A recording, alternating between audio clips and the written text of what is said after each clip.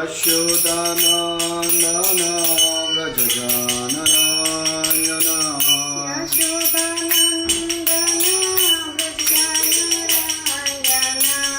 यशोदानन्दन व्रजगानरायण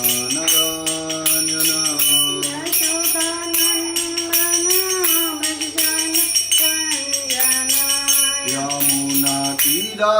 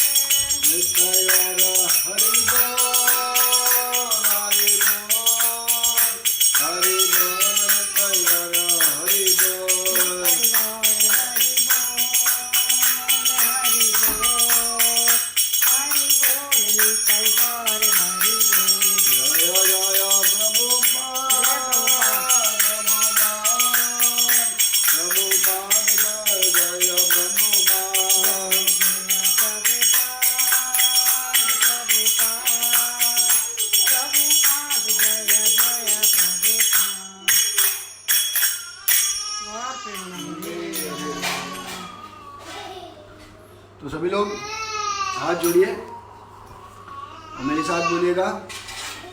ओम अज्ञानतिमिरान्धस्य ज्ञानाञ्जनशलाकया चक्षुरुन्मीलितं येन तस्मै श्रीगुरुवे नमः। श्रीचैतन्य मनोभीष्टं स्थापितं येन भूतले स्वयं रूप गदामह्यं ददाति स्वपदान्तिकं वन्देऽहं श्रीगुरो श्रीयुतपदकमलं श्रीगुरोन् वैष्णवांश्च श्रीरूपां सागरजातां सगण रघुनाथान्वितं तं सजीवं साद्वैतं सार्वभूतं परिजनसहितं श्रीकृष्ण चैतन्यदेवं श्रीराधा कृष्णपादान् सगण ललिता श्रीविशाखान्वितांश। हे कृष्ण करुणा सिन्धु दीनबन्धु जगत्पते गोपेश गोपिकाकान्त राधाकान्त नमोस्तुते। तप्त कांचन गौराङ्गे श्रीराधे वृन्दावनेश्वरी वृषभानुसुते देवी प्रणमामि हरिप्रिये। वाञ्छाकल्पतरुभ्यश्च कृपासिन्धुभ्यैव च पतितानां पावनेभ्यो वैष्णवेभ्यो नमो नमः। जय श्री कृष्ण चैतन्य प्रभु नित्यानंद श्री अद्वैत गदाधर शिवासादिगौर भक्तवृंद। हरे कृष्ण कृष्ण कृष्ण हरे हरे हरे राम राम राम हरे कृष्ण। तो आप सबका फिर से स्वागत है श्री रामानुजाचार्य की कथाओं के लिए। जैसे हम फिर कल हम लोग ने क्या चर्चा की थी? कल हमने चर्चा ये की थी कि जैसे रामानुजाचार्य ने जो श्री यमुनाचार्य को 3 वचन दिए थे, उनमें से एक वचन वो पहले ही पूरा कर चुके थे श्री भाष्य लिखने का। दूसरा, कल हमने जाना कि कैसे अलग अलग स्थानों में श्री रामानुजाचार्य गए और इन अलग अलग स्थानों पे जाके श्री रामानुजाचार्य ने किस तरह से वैष्णव धर्म का प्रचार किया, वहाँ पे किस किस तरह से भगवान विष्णु की भक्ति लोगों को दी, लोगों को भक्त बनाया। और इस तरह से कल हमने जाना। और फिर उसके बाद जब वो वापस आ जाते हैं तब कुरैश की जो रामानुजाचार्य के सबसे पहले जो शिष्य थे, तो जो उनके सबसे पहले शिष्य थे उनके बारे में हमने जाना कि किस तरह से जो रामानुजाचार्य के शिष्य कुरैश कैसे एकदम बड़ा उनका हृदय था, सुबह ब्रह्म मुहूर्त से लेकर रात तक किस तरह से उनका दरवाज़ा खुला रहता था, जो बहुत ही धनी परिवार से थे और उनके पास भी बहुत धन था, और कैसे सुबह जब दरवाज़ा खुलता था तब रात तक कितनी बड़ी लाइन उनके घर के बाहर रहती थी, और किस तरह से लोग उनके घर में आते थे, अपनी इच्छा प्रकट करते थे और वो उस हिसाब से दान देते थे, उनकी ज़रूरत पूरी करते थे। और इस तरह से आगे हम देखते हैं। और फिर कैसे एक दिन जब उनका दरवाज़ा बंद होता है, तो जब बंद होता है तो ज़ोर से आवाज़ आती है और लक्ष्मी देवी कांचीपुरम से पूछती हैं कि किसका दरवाज़ा था। और इसी बीच में हमने क्या सुना था कि कैसे कांचीपुरम भगवान के साथ वार्तालाप करते हैं, बातचीत करते हैं, है ना। और फिर कैसे भगवान के पास जो वो स्टोरी भी हमने देखी थी कि किस तरह से कांचीपुरम के पास एक भक्त आते हैं और पूछते हैं कि क्या इसी जन्म में मैं भगवान के धाम जा पाऊंगा। और वो कहते हैं, कांचीपुरम से पूछते हैं, और भगवान वरदराज कांचीपुरम से कांचीपुरम भगवान वरदराज से पूछते हैं, और भगवान वरदराज कहते हैं हाँ ऑफकोर्स इसी जन्म में आएगा। फिर उनके मन में सवाल आता है कि अब मैं पहुंच पाऊंगा। तो भगवान वरदराज मस्ती में और शिक्षा देने के लिए बोलते हैं हाँ ठीक है, तुम नहीं आ पाओगे इस बार। और कैसे इस तरह से उन्हें चिंता होती है और वो तुरंत जो रोज भगवान को फैन करते थे वो साइड पर रख देते हैं, और कैसे वो चले जाते हैं महापूर्ण के वहाँ एक ग्वाले बन के, और वहाँ रहते हैं। और वहाँ पे रह के वो 6 महीने सेवा करते हैं, और 6 महीना सेवा करने के बाद वापस लौट के आते हैं। और भगवान कहते हैं कि भाई तुम यहीं रहो, तुम्हारे बिना मेरा मन कैसे लगेगा, मैं तो मस्ती कर रहा था ऐसे करके। और फिर कैसे जब ये बात कांचीपुरम कुरैश को बताते हैं तो कुरैश को एक बहुत बड़ा झटका लगता है। वो कहते हैं अरे लक्ष्मी देवी मेरे को भक्ति के रूप में न जान के एक दानवीर के रूप में जान रही है, क्या बेनिफिट है ऐसे पैसे को अपने पास रखना। इससे अच्छा ये पैसे को मैं पूर्ण रूप से दान देके अपने गुरु के पास चले जाते हैं। और तब वो कांचीपुरम को कहते हैं कि अभी मैं सक्षम नहीं हुआ हूँ लक्ष्मी देवी से मिलने के लिए, तो पहले मैं अपने गुरु के पास जाऊँगा, उनसे कुछ शिक्षा लूँगा, उनसे कृपा लूँगा उनकी, और फिर अगर किसी दिन मुझे लगा कि अब मैं क्वालिफाइड हूँ तो फिर मैं जाऊँगा हाँ और मिलूँगा लक्ष्मी देवी से। इस तरह से डिस्कशन होता है। फिर क्या एक डिस्कशन होता है, फिर एक डिस्कशन ये होता है कि कैसे वो रोज मधुकरी करते थे हाँ, और एक दिन बहुत जोर की तूफान आता है और बारिश आती है, उसके कारण वो मधुकरी करने नहीं जा पाते। और कैसे ज़मीन पे लेटे हुए होते हैं कुरैश, और उनकी पत्नी को समझ में आता है कि इनके पति एकदम भूखे हैं, वो खुद भी बहुत भूखी होती हैं, तो उनको अपनी भूख की चिंता नहीं होती और अपने पति की भूख की चिंता होती है। और इस तरह से कैसे पति की भूख की चिंता होने के कारण वो भगवान रंगनाथ से कहती है कि आपको जो राजभोग लग रहा है उसमें से कुछ अगर मिल जाए मेरे पति के लिए, तो भगवान तुरंत सुन लेते हैं। देखिए ये भी एक कितनी बड़ी आश्चर्य की बात है कि किस तरह से भगवान के जो भक्त हैं वो किस तरह से भगवान भक्तों की सुनते हैं, ये कितना महत्वपूर्ण है। और ये जानना, फिर उसके बाद फिर महाप्रसाद आता है तो कुरैश समझ जाते हैं, और जैसे ही कुरैश समझ जाते हैं तो कुरैश बोलते हैं कि भाई बताइए, अंडाल अपनी पत्नी को पूछते हैं कि तुमने कुछ डिमांड की थी, तो वो कहती है हाँ मैं तो आपको भूखा देखे सोए हुए देखना मेरे को अच्छा नहीं लग रहा था और इसीलिए मैंने भगवान से एक डिमांड रखी। तो बोलते हैं ठीक है, और इस तरह से वो अपनी पत्नी को प्रसाद ले लेते हैं, थोड़ा सा अपनी पत्नी के लिए रखते हैं और बाकी प्रसाद कहते हैं आप सबको औरों को बांट दीजिए। और इस तरह से फिर अपनी पत्नी को बताते हैं कि देखिए हम भगवान के सेवक हैं, भगवान हमारे सेवक नहीं है, इसलिए हमें अपनी इच्छाएं भगवान के सामने नहीं रखनी चाहिए, इनफैक्ट भगवान की क्या इच्छा है उसे हमें पूरा करना चाहिए। और इस तरह से हमने कल तक की कहानी जो कथा थी वो की, और इससे पता चलता है कि देखिए कितने ही महान ये जो कुरैश है, ये कितने महान भक्त हैं भगवान के। आप देखिए किस स्थिति में भगवान के साथ कैसे रहना, भगवान की इच्छाओं के अनुसार अपने जीवन को देना और अपने गुरु के प्रति जो सरेंडर है वो इतना हाई था कि हम देख सकते हैं कि कैसे ये दोनों हस्बैंड वाइफ एकदम परफेक्ट भक्त जो कपल थे वो ये बने, एकदम परफेक्ट रूप में वो बनते हैं।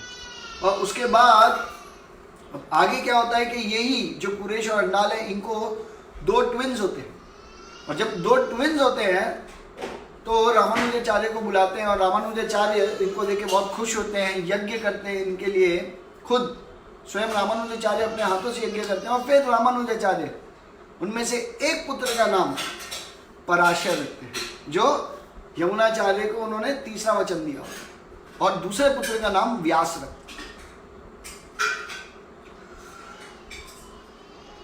तो इस तरह से वो जो रामानुजाचार्य अपना तीसरा वचन पूरा करते हैं, और ये व्यास और पराशर ये बहुत इंटेलिजेंट होते हैं।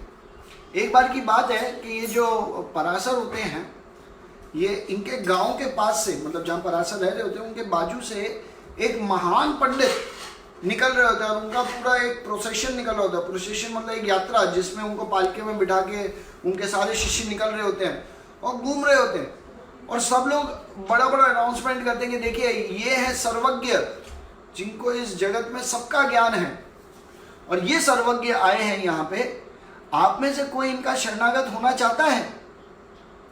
और जैसे ही वो ये इस तरह से बात करते हैं कि आप में से कोई शरणागत होना चाहते हैं, तो ये पराशर जो एक छोटे से बच्चे होते हैं, अभी 5 साल के बच्चे होते हैं, ये अपने हाथ में एक धूल उठाते हैं, मिट्टी, पूरी मिट्टी उठाते हैं और ऐसे मुट्ठी सर्वज्ञ के सामने रखते हैं, और सर्वज्ञ के सामने रख के बोलते हैं कि आपका नाम है सर्वज्ञ।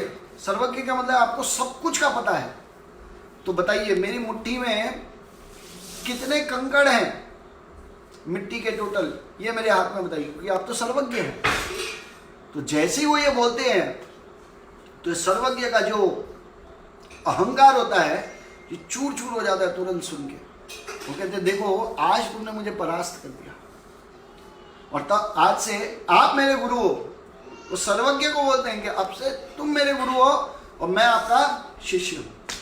इस तरह से वो उनका शरणागत लेते। तो पराशर भी इतने महान भक्त होते हैं। अब क्या होता है कि एक दिन की बात है कि एक दिन एक गरुड़ उत्सव हो रहा होता है वहाँ पे श्रीरंगम में।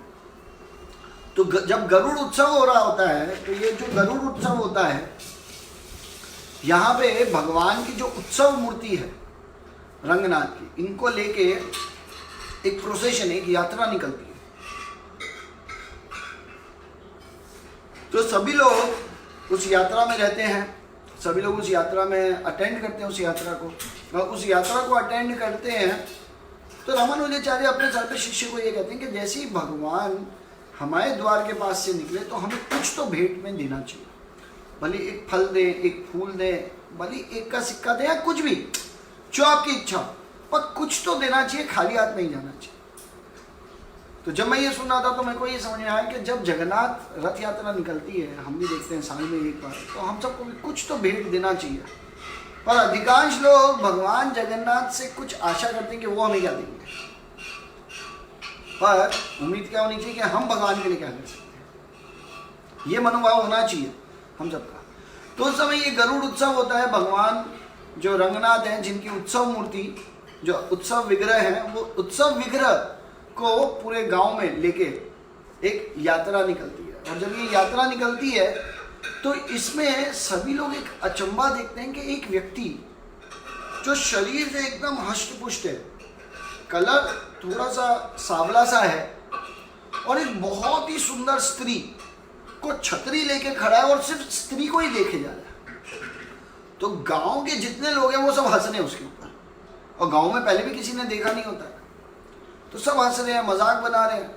तो रामानुजाचार्य भी उनको देखते हैं, और रामानुजाचार्य उनको देखते हैं और कहते हैं अरे ये कौन है, और इतना बड़ा मूर्ख, अरे भगवान स्वयं यहाँ से निकल रहे हैं और भगवान को ना देख के एक स्त्री को देखे जा रहे हैं और छाता लेके खड़ा है उनके सर के ऊपर, ये तो बहुत गलत है। तो वो अपने शिष्य दाशरथी को कहते हैं कि दाशरथी जाओ इसको जरा बुला के लाओ मेरे पास। तो दाशरथी जाते हैं, तो वो इतने मग्न होते हैं देखने में, तो दाशरथी उनको बोलते हैं प्रभु, मेरे प्रभु, ऐसे करके 2-3 आवाज देते, वो सुनते नहीं। आखिर में दाशरथी को उनको हाथ लगाना पड़ता है, अरे जरा सुनिए, ऐसे करके। तब वो अपने ख्यालों से जागते हैं और जाग के फिर बोलते हैं हाँ जी बताइए कैसे आप मुझे पुकार रहे हैं। तो कहते हैं कि रामानुजाचार्य जो श्री संप्रदाय के आचार्य हैं और मेरे गुरु महाराज हैं, वो आपको बुला लेगा। कहते अच्छा। तो उस स्त्री को वो बोलते हैं कि जरा 2 मिनट दीजिए, मैं जरा आके आता हूँ। तो स्त्री ओके बोलती है, ठीक है। और वहाँ से फिर वो निकलते हैं और वहाँ से जाते हैं रामानुजाचार्य के पास। तो रामानुजाचार्य कहते हैं कि आप कौन है, आपको पहले तो कभी देखा नहीं। तो वो बताते हैं कि मैं मिछुला ग्राम करके एक बाजू में गांव है, उधर से मैं आया हूँ। तो कहते हैं अच्छा। तो कहते हैं आपका नाम क्या है? तो कहते हैं मेरा नाम धनुर्दास है। कहते हैं ओके। तो रामानुजाचार्य कहते हैं कि आप देखिए भगवान यहाँ से जा रहे हैं, आप भगवान को नहीं देख रहे और आप सिर्फ उन स्त्री को ही देखे जा रहे हैं। तो फिर वो बोलते हैं कि हाँ, धनुर्दास बोलते हैं कि हाँ देखिए वैसे तो मैं एक रेसलर हूँ, पर मेरे को इस संसार में उनकी जो आंखें हैं उससे सुंदर आंखें किसी की नहीं लगी। तो फिर उन्होंने कहा कि वो कौन है? तो उन्होंने कहा कि वो एक स्त्री है जो थोड़ी सी शूद्र टाइप ही है, पर वो एक बहुत ही सुंदर स्त्री है और मुझे बहुत पसंद है और मैं उनका रक्षक हूँ। अच्छा। कहते ठीक है, रक्षक है, आप लोग ने शादी की है? कहते नहीं शादी नहीं की। तो कहते इसका नाम पति पत्नी नहीं है? कहते नहीं। तो कहते ऐसे आप दोनों साथ रहते, ये तो गलत है। कहते गलत सही मुझे नहीं पता, मुझे उनकी आंखें इतनी पसंद है, बस मैं उन आंखों को ही देखता रहता हूँ दिन भर। तो रामानुज बहुत आश्चर्य से देखते हैं, कहते अच्छा। तो कहते हैं अगर इनसे सुंदर आंखें अगर मैंने तुम्हें किसी की दिखा दी, तो धनुर्दास कहते हैं नहीं, इससे सुंदर आंखें हो ही नहीं सकती। तो कहते पर अगर मैंने दिखा दी तो कहते मैं उनके शरणागत हो जाऊंगा। कहते ठीक है। तो कहते ठीक है, अभी सुबह का समय है, तुम शाम को मुझसे मिलना। तो कहते ठीक है। तो शाम को वो मिलते हैं धनुर्दास।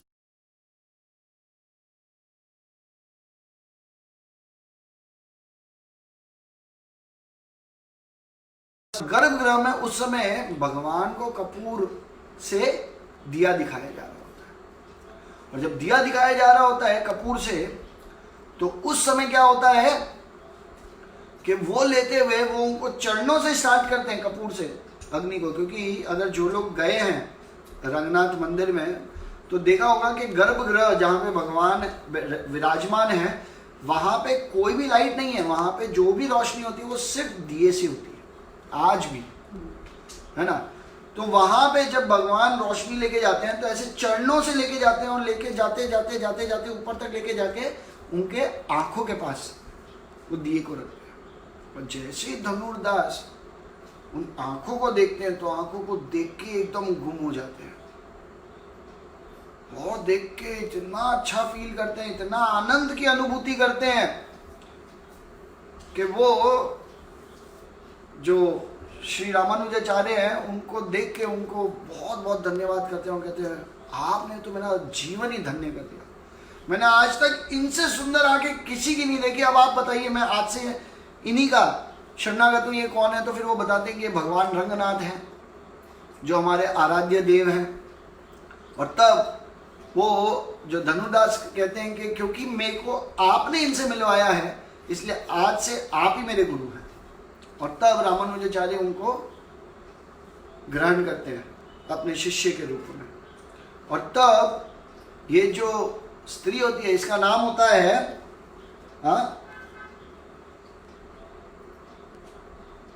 हिमंबा। तो ये जो हिमंबा जो स्त्री होती है, ये अब बहुत विचलित हो जाती है कि अब क्योंकि आदत होती है कि कोई व्यक्ति छतरी लेके खड़ा है, रोज इन्हीं को देख रहा है, तो ये भी बहुत आकर्षित हो जाती है इनसे। तो थोड़ी दिन तक जब नहीं देखती तो ये इनको ढूंढते हुए वहाँ तक पहुँचती है। तो तब वो कहती है कि अब मुझे भी तुमसे प्रेम हो गया, मैं तुम्हारे बिना नहीं रह सकती। तो वो धनुर्दास कहते हैं कि मैंने अपना जीवन अपने गुरु को समर्पण कर दिया है, गुरु जैसा बोले वैसा करेंगे। तो तब क्या होता है कि ये जो धनुर्दास हैं, इनको रामानुजाचार्य कहते हैं कि ठीक है, आप दोनों शादी कर लीजिए और इस तरह से अपना जीवन आगे व्यापन कीजिए। तो तब ये दोनों शादी कर लेते हैं और रामानुजाचार्य के साथ ही उन्हीं के बाजू में एक जगह ले लेते हैं और वहाँ पे ही रहते हैं और अपना जीवन उसी तरह से आगे बिताते हैं। अब क्या होता है कि रामानुजाचार्य रोज शाम को, रोज कावेरी के स्नान के लिए जाते हैं, रोज सुबह कावेरी में स्नान करने जाते हैं। तो क्या होता है, जब वो जा रहे होते हैं, क्योंकि अब उनकी एज धीरे धीरे थोड़ी बढ़ रही होती है, तो वो दाशरथी का हाथ पकड़ते हुए कावेरी जो नदी है वहां तक जाते हैं और फिर वहां से नीचे उतरते हैं, नदी में स्नान करते हैं और जब बाहर निकलते हैं तो धनुर्दास का हाथ पकड़ते हुए वो वापस आश्रम तक आते हैं। अब इस तरह से वो रोज कर रहे थे और जब इस तरह से रोज करते हैं तो जो रामानुजाचार्य के जो और शिष्य होते हैं उनके मन में धनुर्दास के प्रति थोड़ी सी ईर्ष्या उत्पन्न होती कि बहुत कम समय हुआ इनको अभी आए हुए भक्ति में, और देखो रामानुजाचार्य के इतने करीब हो गए, हमारे गुरु ने हमको कभी इतना मौका नहीं दिया जितना इनको मौका मिल रहा है। हाँ, इस तरह से थोड़ी सी ईर्ष्या उत्पन्न हुई और साथ ही साथ वो ये सोचने लगे अरे हमारे गुरु को भी क्या हो गया, अपने गुरु पे भी शंका होने लगी कि हमारे गुरु को क्या हो गया।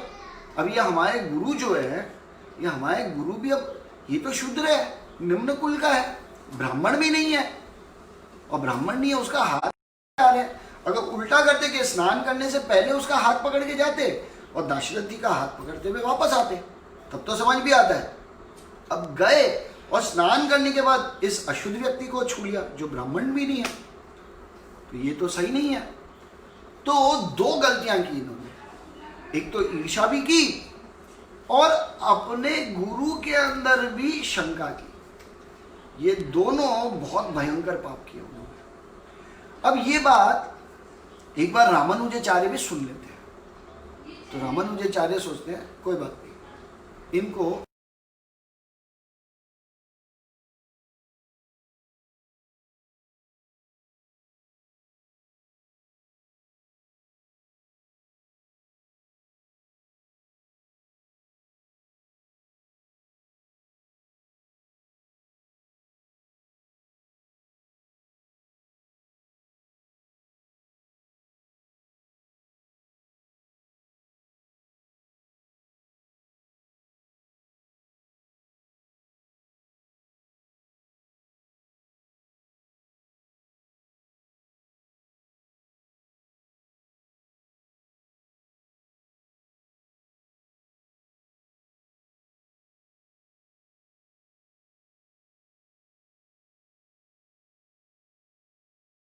तुम्हारी गांड फटी। इस तरह से आपस में ये लोग लड़ने लग जाते हैं और इतने लड़ते हैं कि खुद रामानुजाचार्य को बीच में आना पड़ता है और कहते हैं अरे क्या कर रहे हो, एक धोती के लिए इतना लड़ रहे हो, ये सही नहीं है। और फिर सबको एक नई नई धोती देते हैं और फिर वापस आते हैं। अब उसी शाम को नहीं, उसी दिन सुबह में कहते हैं रामानुजाचार्य कि मुझे इस धनुर्दास के ऊपर थोड़ा सा शक है, पता है ये सही मायने में एक भगवान का शुद्ध भक्त है कि नहीं है, इसका जो शरणागति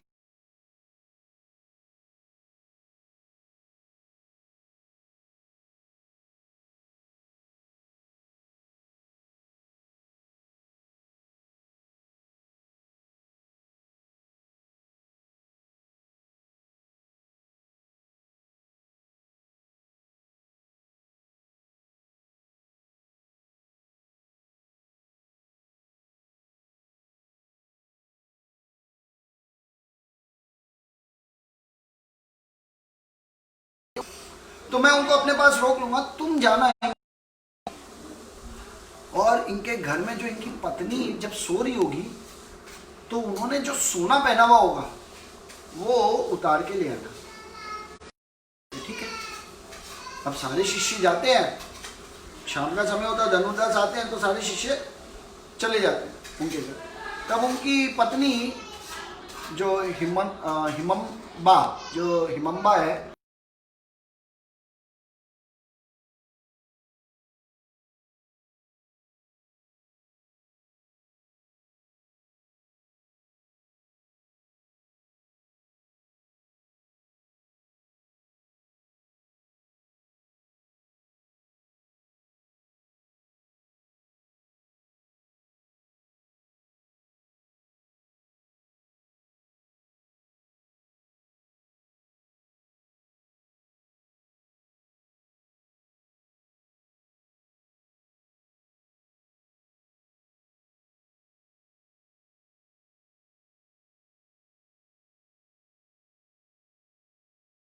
आज के वहां पे कोई कमी पड़ी है क्या, या कोई जरूर धन की कोई जरूरत होगी तभी ऐसे आए हैं ये।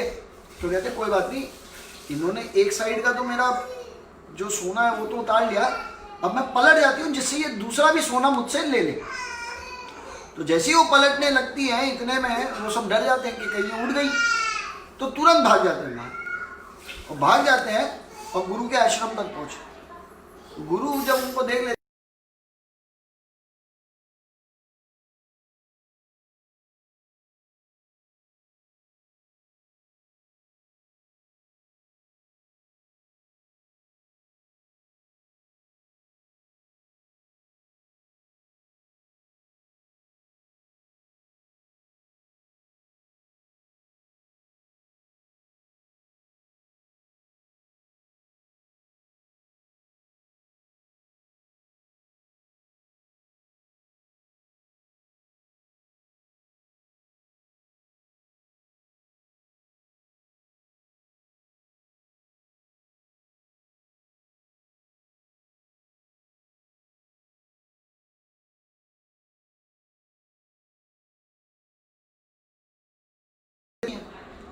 तो बताती है, अरे गुरु कुछ शिष्य आए थे, उनको कुछ गहने की ज़रूरत या पैसे की ज़रूरत होगी, तो मैं सो रही थी, पर मैं सोई नहीं थी, मैं तो जगी हुई थी। तो वो एक एक करके मेरे गहने उतारने लगे। अब जब एक साइड के सारे गहने उतर गए तो मेरे को लगा अब मेरे को पलट जाना चाहिए जिससे वो मेरे दूसरे गहने भी ले लें, ठीक है। तो जैसे ही मैं पलटने लगी तो वो डर के भाग गए। तो जैसे ही हुए तो धनुर्दास को एकदम से गुस्सा, कहते ये क्या बात करी तुम। अब ऐसी स्थिति में कोई भी पुरुष होगा तो वो गुस्सा ही होगा, पर धनुर्दास देखिए कैसे गुस्सा करते हैं। कहते हैं कि तुम्हें क्या लगता है अब तुम सोना दोगी, तुमने ये सोचा इसलिए वो भाग गए, तुमने ये सोचा होता कि ये सोना मेरा थोड़ी ना है, जो भी धन है ये लक्ष्मी देवी तो स्वयं भगवान विष्णु की है, ये तो भगवान की कृपा है कि उन्होंने हमको कुछ, हमें ये भगवान के महाप्रसाद रूप में हमको ये सोना दिया हुआ है और इसीलिए तुम्हारे पास है। पर क्योंकि तुमने ये इच्छा की कि भाई चलो मैं इनको दे देती हूं,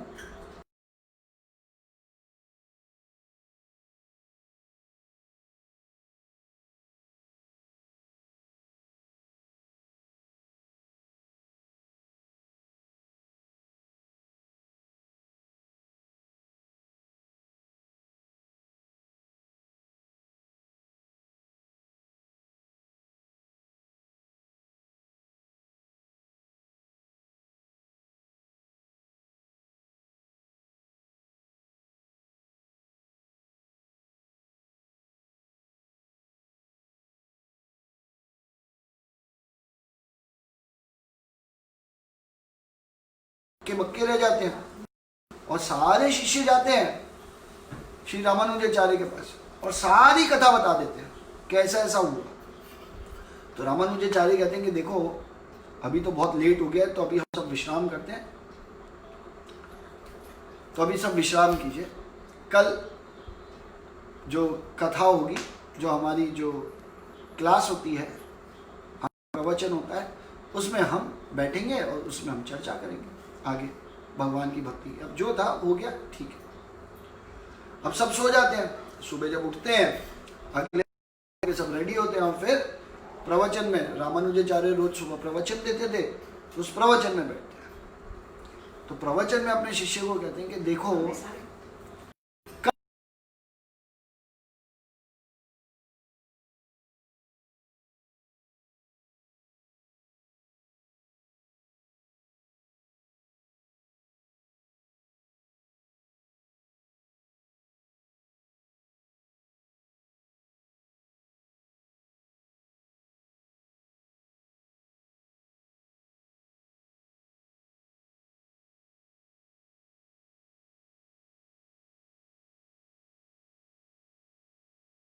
हो रहा था कि अरे वो पूर्ण संतुष्ट होके नहीं गए, कितने बड़े मूर्ख हो तुम लोग। आप देखो, और जब तुम्हारी धोती मैंने फाड़ दी थी एक एक, और फाड़ी मैंने थी, और समय तुम लोग कैसे जानवरों की तरह लड़ने लग गए, और किस तरह से जानवरों की तुमने व्यवहार किया, ये किस तरह के तुम लोग भक्त हो।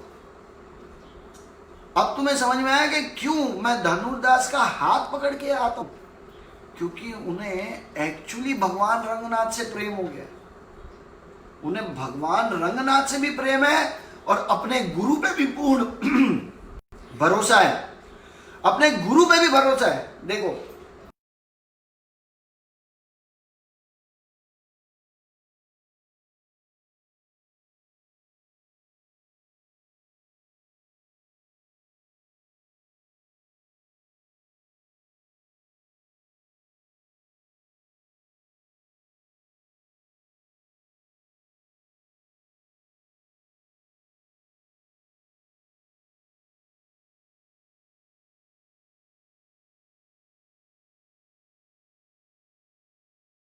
देखना चाहिए, हर स्थिति में ये जानना चाहिए कि हमारा मनोभाव कैसा है। क्या हमारे अंदर से ईर्ष्या, हमारे अंदर से क्रोध खत्म हो गया है? तुरंत छोटी छोटी बात पे तो तुरंत गुस्सा आता है, जाते हम तुरंत ईर्ष्या करने लगते हैं। आप देखिए, ये तो हमारी स्थिति है आज भी।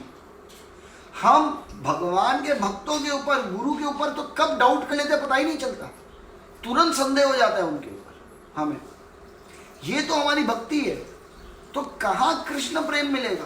और जिस व्यक्ति की ये स्थिति होती है वही व्यक्ति एक्चुअली में फॉल डाउन होता है उनका। और मैंने तो अपने 14 साल में 2006 में मैंने प्रचार शुरू किया था, ये मेरा पर्सनल एक्सपीरियंस है। और आज तक में मैंने देखा बहुत तक पहुंचे हैं, बहुत सेवाएं भी की हैं, पर ईर्ष्या, क्रोध और ये जो डाउट करने की जो मनोवृत्ति है, इसके कारण ऊंचे से ऊंचा गया हुआ व्यक्ति भी गिर जाता है।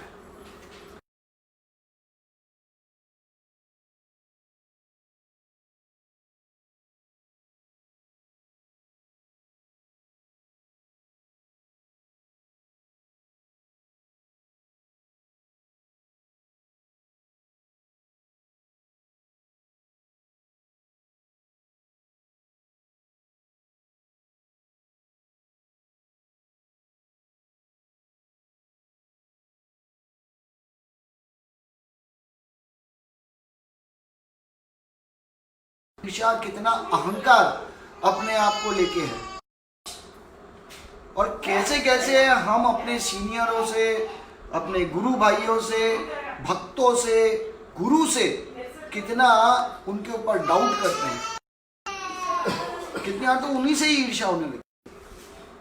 तो ये जब तक हम करेंगे तब तक भगवान अपना प्रेम, अपना जो रस है, प्रेम का रस, उसका आस्वादन करने नहीं देंगे। तो ये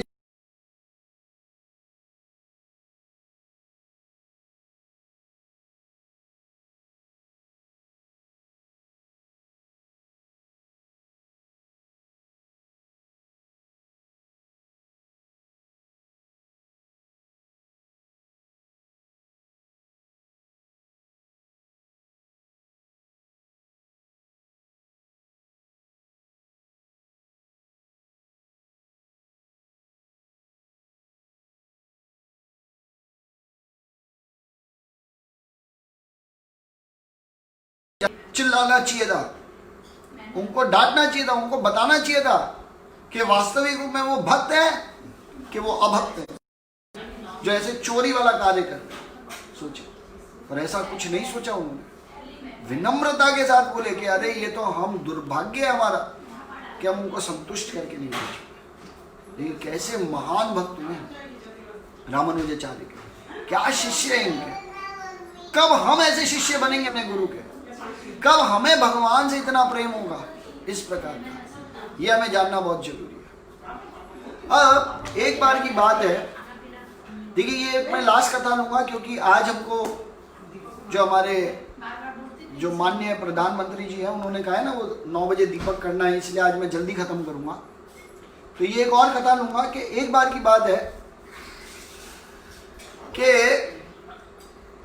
उनके गुरु जो श्री रामानुजाचार्य के जो गुरु थे, जिनका नाम है महापूर्ण, जिनके बारे में हम पहले भी बहुत बार डिस्कशन कर चुके हैं, तो उनके बाद में एक हवा फैली, उनके लिए लोग बहुत उल्टी सीधी बातें कर रहे थे, उनको उनके बारे में गलत गलत बोल रहे थे। तो रामानुजाचार्य ने सुना कि क्या हो गया, तो पता चला कि उन्होंने एक शूद्र का दाह संस्कार किया है महापूर्ण ने। तो कहा कि उन्होंने शूद्र का दाह संस्कार किया, इतने निम्न व्यक्ति का, तो उसको उनके बारे में उल्टा सीधा बोलने लगे कि उनको शास्त्रों का ज्ञान नहीं है, उन्होंने इतनी बड़ी गलती की, पता नहीं उनकी बुद्धि भ्रष्ट हो गई, और पता नहीं क्या क्या बोलने लगे, और पूरे गांव में ये चर्चा फैल गई। तो रामानुजाचार्य को भी लगा कि हाँ देखिए, शूद्र का दाह संस्कार तो नहीं करना चाहिए था महापूर्ण को, वो इतने बड़े ज्ञानी है, मेरे गुरु है, उनको तो सब पता है शास्त्रों के बारे में, वेदों के बारे में, उनको तो सब पता है, तो उन्होंने ऐसा क्यों किया। तो तुरंत उनके पास गए, तो आसपास तो देख रहे थे सब ईर्ष्या कर रहे हैं, पर वो घर के अंदर बैठे और खूब आनंद से बैठे, और उनके चेहरे पे एक स्माइल। तो रामानुजाचार्य तुरंत उनको प्रणाम करते हैं, और प्रणाम करके बोलते हैं कि अरे गुरुदेव, गुरु महाराज, आपने तो एक शूद्र का दाह संस्कार किया है, ऐसा क्यों किया, जरा मैं जानना चाहता था, ये मेरी इच्छा थी जानने की। तो जैसे ही वो ये बोलते हैं तो जैसे ही वो इस तरह से बोलते हैं, तो रामानुजाचार्य को महापूर्ण तुरंत जवाब देते हैं कि आज मैं इस संसार का सबसे भाग्यशाली व्यक्ति हूं। क्यों सबसे भाग्यशाली व्यक्ति हूं? क्योंकि मैंने भगवान के एक शुद्ध भक्त का दाह संस्कार किया। तो रामानुजाचार्य कहते कैसे? तो तब वो बोलते हैं कि ये जो व्यक्ति था, ये व्यक्ति जब मेरे गुरु श्री यमुनाचार्य, जब उनको कैंसर हो गया था, भयंकर बीमारी लग गई थी, तो रोज ये वहां आते थे, यमुनाचार्य को देखते थे और रोते थे और भगवान से प्रार्थना करते थे कि हे भगवान, यमुनाचार्य की जो बीमारी है ये मुझे दे दो, प्लीज मुझे दे दो, कृपा करके मुझे दे दो। और ऐसे करके वो रोज भगवान से प्रार्थना करते थे और रोते रहते थे। और सही मायने में यमुनाचार्य की जो बीमारी है वो इनको लग जाती है, और तब ये पूरी तरह से नाचते हैं और गाते हैं और खुश होते हैं, कहते हैं अरे मेरे गुरु का महाप्रसाद मुझे मिल गया। और इस तरह से नाचते थे, गाते थे और खूब आनंद से, आप समझिए, अपने जीवन का व्यापन कर रहे थे। और आज इतने महान भक्त ने शरीर को छोड़ा है, जिसने मेरे गुरु के लिए इतना प्रेम दिखाया, जिसने मेरे गुरु की बीमारी खुद ले ली, और खुद लेने के बाद उस बीमारी को कहते हैं कि ये मेरे गुरु का महाप्रसाद मुझे मिल गया। देखिए क्या भक्त है। तो कहते हैं कि हमने तो यही सुना है पूरे शास्त्र में कि महाजनों ये न गता सपन था, कि महाजन जैसे चलते हैं मैं तो वैसे चलता हूँ। जैसे रामायण में हम क्या देखते हैं कि राम भगवान ने किसका दाह संस्कार किया? जटायु का। वो कौन था? वो तो एक पक्षी था, मनुष्य भी नहीं था। हम देख सकते हैं कि कैसे महाभारत में युधिष्ठिर महाराज जो खुद धर्मराज थे, वो सबसे ज्यादा विदुर जो दासी के पुत्र थे उनसे सबसे ज्यादा सलाह लेते थे। आप देखिए, तो ऐसे महान वैष्णव जो इतने बड़े भगवान के भक्त हैं, इनका दाह संस्कार करना तो ये मेरा जीवन का सबसे बड़ा सौभाग्य का कार्य था। इसको मैं कैसे छोड़ दूं? तो जैसे ही रामानुजाचार्य सुनते हैं, उनके आंखों से आंसू आ जाते हैं और तुरंत अपने गुरु को दंडवत प्रणाम करते हैं और कहते हैं कि मुझे माफ कर दीजिए, मैं भी आपके बारे में गलत सोचने लग गया था। आप जैसा भक्त, आप जैसा वैष्णव का प्रेम करने वाले, मतलब आप जो वैष्णव से प्रेम करते हैं, ऐसा व्यक्ति संसार में कोई और नहीं हो सकता।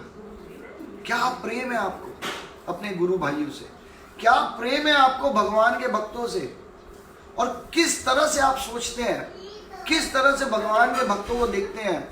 आज ये देख के मुझे भी एक शिक्षा मिली कि व्यक्ति को जाति से नहीं समझना चाहिए, व्यक्ति को उसकी भक्ति से देखना चाहिए कि उनके हृदय में कितनी भक्ति है, उनके हृदय में भगवान के प्रति कैसी शरणागति है, ये देखना सबसे महत्वपूर्ण है। और जब तक व्यक्ति इस तरह से नहीं देखेगा भक्तों को, तब तक वास्तविक रूप में वो क्या भगवान का भक्त है, आप देखिए।